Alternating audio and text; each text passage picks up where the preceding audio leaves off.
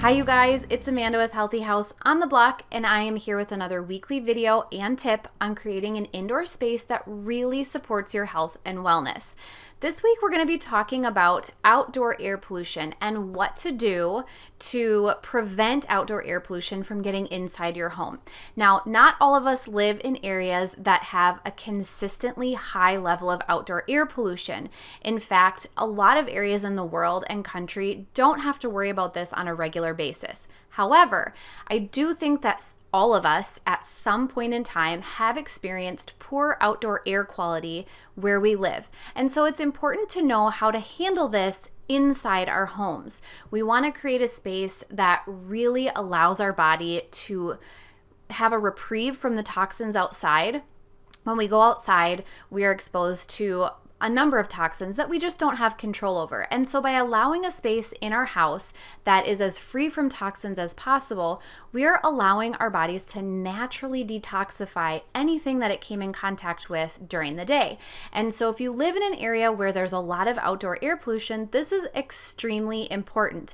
So we're going to talk about the toxins that you might hear about or wonder about outside. We're going to talk about how they can get inside. And then we're also going to talk about how you can prevent this and things you can do inside that are very easy, cost effective, that will prevent toxins from coming in so you have that safe haven for your body to naturally detox. Now, if you're someone who likes to read through studies, go further into information that I have linked, I would encourage you to head to this week's blog post, which I have linked at the bottom of the video description. Otherwise, I'm going to bring you through some slides and information that really cover everything that I'm talking about in this week's blog post. We all know that in theory, outdoor air is actually cleaner than our indoor air at home. But what if you live in an area with high levels of outdoor air pollution or a really poor outdoor air quality? If your outdoor air quality is poor and you live in a highly polluted area, it can be really confusing to hear the advice that opening windows and doors helps reduce indoor toxins at home. If your outdoor air isn't clean and healthy to breathe, you'll basically just be exchanging one type of toxin for another. And if you try to naturally ventilate your home, you're going to run into more problems. In Minnesota, where I live, it's very rare to have poor outdoor air quality, but it does happen. Last summer, we experienced weeks of poor outdoor air quality from Canadian wildfires that sent smoke down into most of our state. So if you live in an area with great outdoor air quality and you rarely have outdoor air pollution, it's important to know how to handle your home and habits in case there is a time period where outdoor air pollution can be at a dangerous level. And if you're someone who lives in a city or area where outdoor air pollution is constantly an issue, then you'll really want to know how to handle your home and your space. Our homes can truly be a safe space from a multitude of toxins and pollutants. If we create our home spaces in the right way, we can create a space where we give our bodies a much needed reprieve from the pollutants in the outdoor air as well as the toxins that are in the world around us. So when you have poor outdoor air quality, there are a few things that will be different in terms of creating a healthy indoor space, but it's all the more important to work hard towards this toxin-free home to support your body's health and wellness. So how does outdoor pollution get into our living spaces? It happens a number of ways. While many new homes boast about being airtight and having very little air coming in or out of the space uncontrolled, many of us live in homes where there is some amount of air coming from leaks and gaps around our windows, doors, foundations, and attics. And the air coming in through these small open spaces is never filtered and will contain everything the outdoor air is carrying. So in other words, any pollution in the outdoor air makes its way inside without any of the pollution particles being trapped in a filter. Outdoor air pollution can eventually make its way into our homes through a variety of avenues. One being the venting that we have in our homes that allows fresh air inside. So many homes have a large, soft vent tube. It's called makeup air that is open and it's near usually a utility area of your home. It travels to a vent somewhere on the outside of your home, and this tube is where fresh air from outside is supposed to be brought in.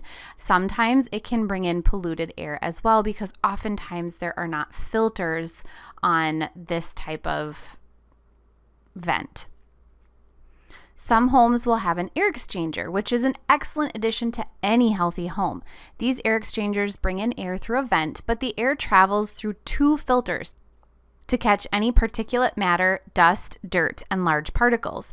If you have an air exchanger, the best practices are to 1, use the air exchanger, and 2, clean the filters regularly.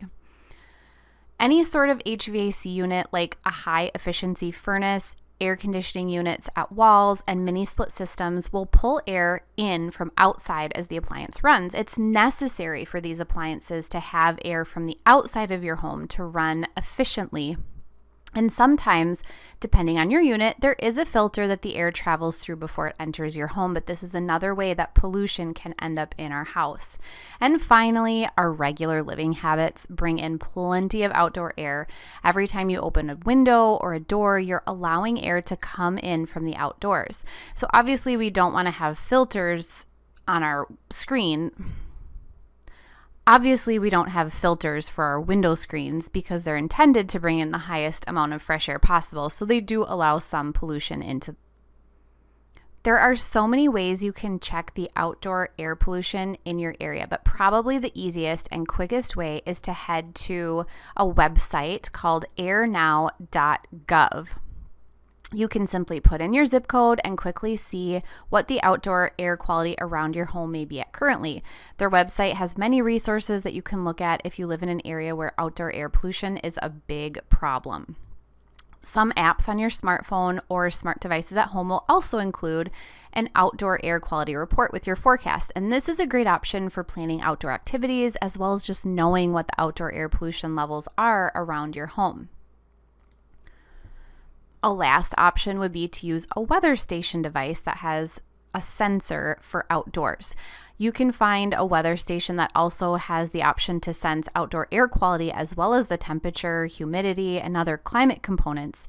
Netatmo is a well-respected brand that does include this data, and I have them linked in this week's blog post. It also works with many of your smart home devices.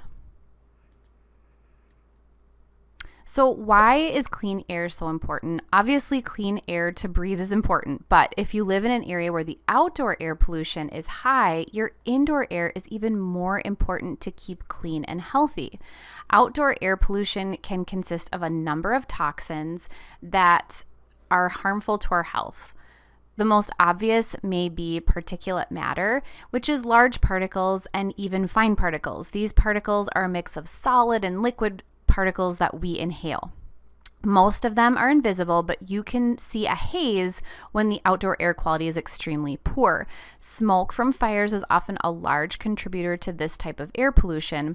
However, it also comes from things like construction, agriculture, fossil fuel factories, and motor vehicles. Particulate matter has been linked to the development in asthma of children, slowed lung function, growth in children and teens, and an increased risk of cardiovascular disease and an increased risk of heart attacks and strokes. Another contributor that is poorly controlled is ozone. You may hear it referred to as its older term smog, but it's essentially the same thing. Tailpipes, smokestacks, and other sources of high heat combustion produce nitrogen oxides and VOCs, which cause ozone to develop in our atmosphere. This dangerous form of outdoor air pollution contributes to lower birth weight and lung function of newborns, increased risk of developing asthma in kids and teens, and a higher risk of respiratory disease causing death. Some power plants, refineries, and other manufacturing plants can produce emissions from toxins that are used in production. So toxic air pollutants are not only inhaled, but can also settle into dirt where children play and settle into waterways where people and fish may drink them. The range of issues from air toxins is vast. Cancer, birth defects, nervous system damage, impaired lung function, reduced fertility, and cardiovascular system harm. And finally, nitrogen oxide is an air pollutant from gas and diesel and contributes to outdoor air pollution, especially if you live near a major highway or in places with more traffic than most. Nitrogen oxide contributes to particle pollution as well as chemical reactions that make ozone. It's been linked to increased asthma attacks, cardiovascular harm, lower birth weights in newborns, and increased inflammation to the airways. So you can see that by creating an indoor space that is free from these outdoor pollutants, you're creating a space for your body to have a break and restore. You're not overloading your immune system and overall body with toxins, which can disrupt hormone production and cause a trickle-down effect of issues. So how do we create healthy indoor air when you have to worry about the outside?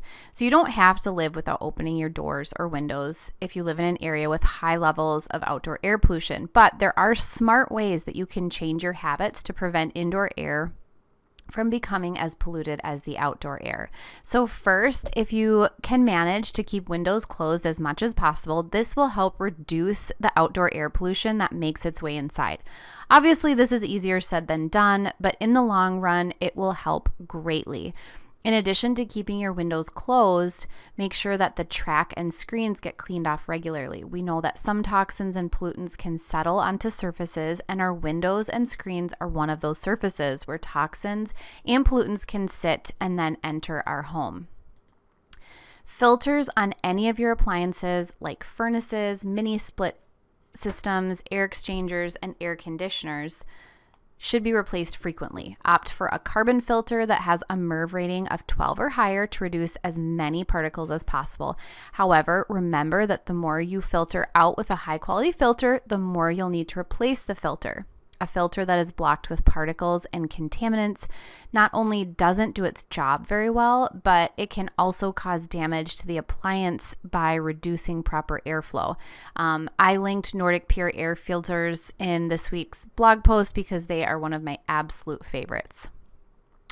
Whatever you do, make sure that you're not adding to the outdoor air pollution problem by using products that can contribute to the indoor air pollution inside your house. So this means steering clear of aerosols, candles, and synthetic fragrances. It could also mean that you choose natural cleaning solutions rather than cleaning products that use a lot of man-made chemicals and fragrance. And by reducing the toxins inside, you'll also create a place for your body to get a break while it naturally detoxifies other toxins it comes into contact with on the outside of your house. An air purifier is a great way to reduce indoor air pollution.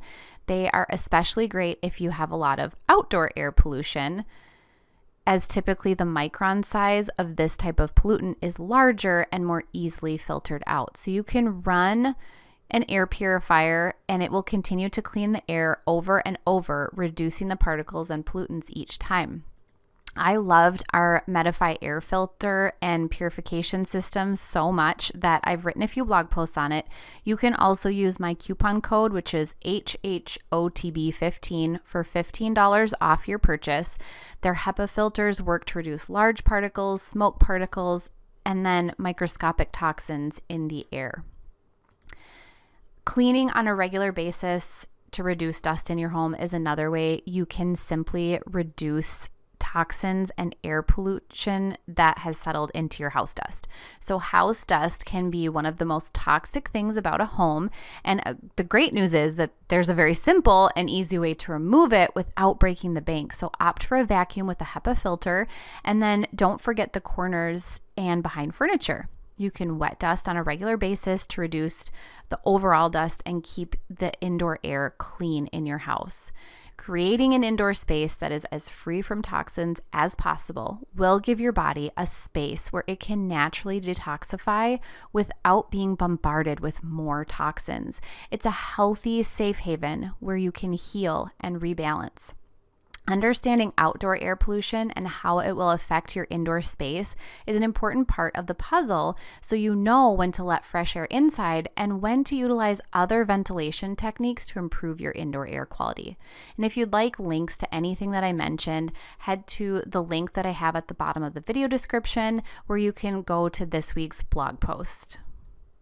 You guys, thank you so much for hanging out with me, and thank you for going through this information. I hope that you were able to get even just one little thing that you can do at home to really help create an indoor space that supports your health and wellness. I create a new video every week to go along with the weekly blog post, so I would love it if you would subscribe to my channel. Otherwise, I will be back here next week with another healthy house tip on creating an indoor space that really supports your health and wellness.